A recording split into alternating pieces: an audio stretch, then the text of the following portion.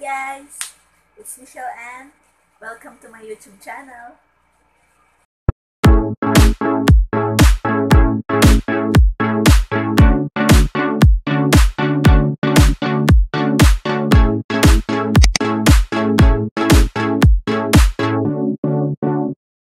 So for my, so for my first ever video, gagawa ako ng 30 facts about me. Para naman mas pakilala nyo ako. Since first ever video naman to, pagbigyan nyo na. So, start na tayo kasi baka maging isang oras to, so sobrang daldal ko. Start. First fact about me. Ang height ko is 5'1". Yes, maliit po ako. Munchkin. Munchkin tawag sa akin nung mga manager ko nung nag-work ako. Number 2, my star sign is Leo. Number 3, when I was in high school, my nickname is Ik-Ik. Ik-Ik daw kasi nung high school ako, sobrang payat ko, tapos sobrang haba ng buhok, as in mas mahaba pa sa ngayon. As in hanggang puwetan. Ano yun eh? Yung nagpangalan sa akin excuse me. Yung nagpangalan sa akin Ik-Ik, hindi na kita i-mention, pero alam ko, kilala mo sarili mo. Nagkakabilang section siya. Since lagi silang dumadaan sa section namin, sa room namin, every time na magsi-CR sila, pag nakikita niya ako, lagi yan, every day. Pag nakikita niya ako, sabi niya, Ik, Ik, Ik, Ik, Ik, Ik, Ik. Ngiti na lang ako. Grabe siya. Mukha ba akong asawang? Basta, yun. Nung high school ako, Ik-Ik tawag nila sa akin. Hanggang ngayon, Ik-Ik pa rin tawag nila sa akin. Yung mga high school friends ko lang. Pero yung mga college friends ko, hindi nila alam yun. Number 4, my name should be Benigna. Benigna. Buti na lang hindi natuloy. Benigna daw kasi, pinanganak ako August 21. Ninoy Aquino Day. Kaya daw Benigna. Instead of Benigno, kasi nga babae ako, Benigna daw. Buti. Buti na lang talaga. Hindi natuloy. Ang ganda ng pangalan kong Michelle Ann. Benigna. Number 5. I was obsessed singing Disney and Barbie songs when I was a kid. As in, sa sobrang pagka-obsess ko pa nga nan, may notebook ako niya na nandun nakalagay yung mga lyrics ng mga Disney songs, Barbie songs. Since dati, hindi naman kasi kami pinapayagang mag-internet sa labas. CD lang, lagay sa DVD. Every time na kumakanta yung mga, may part na kumakanta na sila, nire-rewind ko yun, tapos pinapakinggan ko mabuti yung lyrics. Tapos, kakanta-kanta ko niya. Nung lumaki-laki ako, malaman-laman ko, mali-mali pala lyrics ko. Nakakahiya. Number 6. I'm afraid of spiders. As in, okay lang yung ipis, daga, butike, kahit ano. Wag lang talaga gagamba. Wag mo kong bibigyan ng gagamba. Takot talaga sa kanila. Hindi naman sila nangaano kagaya ng ipis na may pa-flying moment pa, dadadapo sa'yo. Ang gagamba naman, hindi naman sila nangaano, pero takot na takot talaga sa itsura nila, lalo na yung mga matataba, yung mga malalaki. Basta, wag gagamba. Number 7, madaldal ako sa personal, pero pagdating sa chat, tamad ako mag-chat. As in, pag best friend ko, sasabihin ko na lang yan sa kanya, may chika ako sa'yo. Tapos sabi niya, ano yun? Tapos iniisip ko, ang haba ng sasabihin ko. Sabi ko lang sa kanya, pag nakita na lang tayo, doon ko na sasabihin sa'yo. Nakakatamad mag-chat eh. As in, tamad talaga mag-chat. Kahit gaano pa tayo ka-close, tamad ako mag-chat. Unless pala sa boyfriend ko. Number 8. I started having braces when I was 19 years old. 25 na ako ngayon. 24. Nag-birthday na pala ako. 25 na ako ngayon. And I still have them. Number 9. I love watching animes in super. Ang dami ko nagiging kaibigan dahil nga ang hilig ko manood ng anime. Yan, One Piece, Fairy Tail, pa ba? Basta marami yung mga romance stuff. Ang pinapanood ko ngayon is Seven Deadly Sins. Number 10. Hindi ako kumakain ng olives. Pag pizza yan, hinihiwalay ko. Hindi ko alam, lahat naman kinakain ko, pero pag olives, hindi ko talaga trip yung lasa nila. Hindi ko alam kung bakit. Number 11. Number 11. I love playing online games. Mobile Legends, yan. Lagi ako napapagalitan pag naglalaro ako niyan. Tsaka yung mga hidden object games, mga, ano yun, sa Big Fish. Download ko sa PC namin yung mga hanapan. Kaya nagkadala labo na yung mata ko kakahanap ng mga items. Number 12. I hate math subject. Nung grade 4 kasi kami, hindi ka pwedeng umuwi hanggat hindi mo nasasolve lahat ng problems, math problems. Meron akong kinokopyahan yan na, as in, todo, ganun siya ng buhok niya. Oh, talaga nakatakip talaga sa papel yung buhok niya. Meron ding isa na naka-folder pa. Yung folder na ganyan para hindi ko makita. Grabe sila! Share your blessings! Grabe. So, ang ginagawa ko nun para lang makauwi ako, kung ano-ano ng number nilalagay ko para lang makauwi ako. Number 13. I love collecting watches. Every time yan, pupunta kami ng Star City nung high school tsaka nung elementary field trip. Lagi ako bumibili ng relo. Minsan, 2, 3. Pinakasagad ko na, 4 na relong binibili ko. Kasi mura lang. Number 14. I don't smoke. Never have. Never will. Number 15. I was obsessed with the movie Peter Pan when I was a kid. Sobrang obsessed ko nga niya. Nagkaroon pa ako ng promise na mabili ko lang yung CD ng Peter Pan. Hindi na ako bibili ng kahit anong CD. Ganun ako obsessed sa kanya. Isip ko pa nga nun paggabi.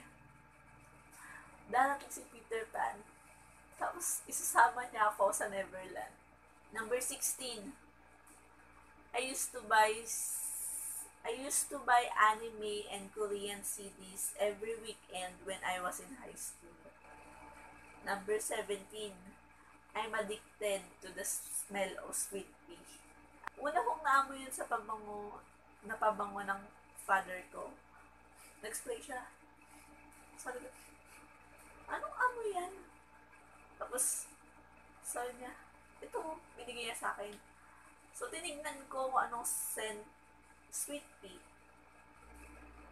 Since then, pag pupunta ako ng Watson's, yung mga hand soap, hand sanitizer, lotion, body wash, na sweet pea ang amoy. Sabi, ang bango. Bango ako sa kanila. Number 18. Hindi ako marunong magbisikleta. Ang story kasi nun, nung bata pa kasi kami ng kapatid ko, dapat talaga bibilhan kami ng bike. Kaso natapat na nung time na yon, may na-aksidenteng bata malapit sa amin na nakaladkad ng truck yung bike niya, pero siya nakasurvive naman. Since then, syempre natakot na yung mother namin na magbike kami kasi baka mangyari nga sa amin. Kaya, hindi kami marunong magbike ng kapatid ko. Number 19. Hindi ako marunong sumakay ng motorcycle. Hindi mo mapapasakay ng motor. Hindi ko alam kung connected siya na dahil hindi ako marunong magbike. Hindi lang kasi ang komportable na motor ang sinasakyan ko. Hindi ako umaangkas ng motor kahit sa pinsan ko.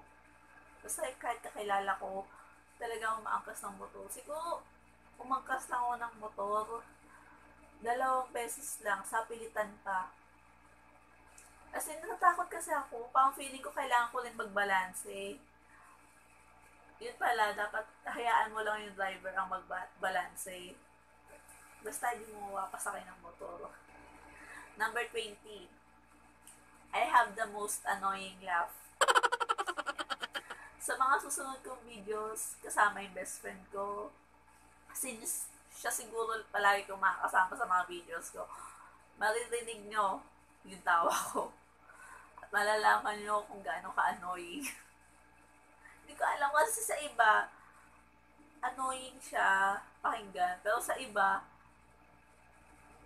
kasing kaibigan ko, natatawa sila sa tawa ko. Imbis na sa joke sila matawa, natatawa sila sa tawa ko. May iba naman na naiinis sa tawa ko. Basta, kayo na lang mag-judge. Kung mainis kayo, matatawa. Number 21. I prefer backpacks more than shoulder bags. Ewan kasi, less hassle eh. Pag backpack kasi, hassle-free yung dalawang kamay mo. Pwede kang kumain, kung anong gusto mo gawin, mag-shopping, tingin-tingin, mag-browse-browse. Pag shoulder bag kasi, bukod sa nakakangalay na, syempre isang kamay mo lang yung free. Isa, nakahawak sa handbag mo. Number 22. I'm not an athletic person. Kung gaano ka-athletic yung mother ko nung high school siya, ako hindi. Badminton, marunong mag-badminton. Pero as in, saglitan lang, hindi talaga ako kasi yung sumasali sa mga, hindi ako sporty. Number 23. I love both cats and dogs. Meron akong 4 na pusa at isang aso. Number 24. HRM ang course na tinapos ko ng college. HRM. HRM na tamad magluto. Mas gusto ko kasi na yung mother ko yung nagluluto. Kasi mas prefer ko na si mama ko ang nagluluto. Basta paparami ako ng kain. Number 25. First job ko is a restaurant. Number 26. Second job ko is a BPO company. Number 27. I love reading books. Sobrang pagkahilig ko sa books. May isang book akong As in, baliw ako na bilhin. Nung nagtatrabaho pa ako sa restaurant, hindi ko siya mabili-bili. Kasi nga, syempre, hindi naman ganun kalaking sahod ko. Nung nagtatrabaho na ako sa BPO company, yun, nabili ko na siya since malaki ang sahod ng mga call center. Insert ko dito yung book na yun. Yan siya. As in, obsessed ako sa book na yan. Nung nabili ko na siya, ay, tuwang-tuwa ako. Gusto ko pa ang bilhin yung part 2 pero nag-PDF na lang ako kasi may nahanap ako sa internet ng PDF niya. Hindi ko na kasi maantay na bibili pa ako ulit. Another gastos na naman. May nakita na rin naman akong PDF. Kaya kayo natin.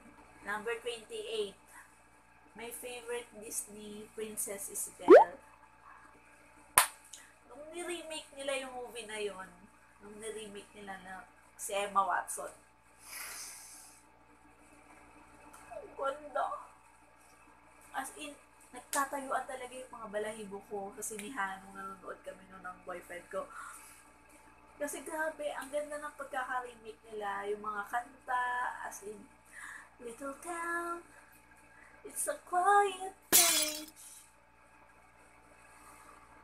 Baka umulan. May bagyo pa naman. Number 29. My favorite fruits is watermelon and mango. Number 30. Last but not the least. I hate watching horror movies. Nung high school kami, tapang-tapangan lang ako niyan. Nanonood ako. Hindi ako takot. Pero takot talaga ako niyan. Pag uwi sa bahay, lahat ng eksena sa pinanood namin, naiisip ko na mangyayari sa akin. Kaya ngayon, hindi na ako ganong nanonood ng horror movie. Ang huling horror movie ata na pinanood ko, si Pennywise. Yun na yun. Hindi talaga ako mahilig manood ng horror movie. Nung high school kami, ay, tapang-tapangan mode lang yun. So, that's it for this video. Sana nag-enjoy kayo. So, don't forget to follow me on my social media accounts. And also subscribe to my channel and give this video a thumbs up kung na-enjoy nyo nga. And I will see you guys very soon. Bye!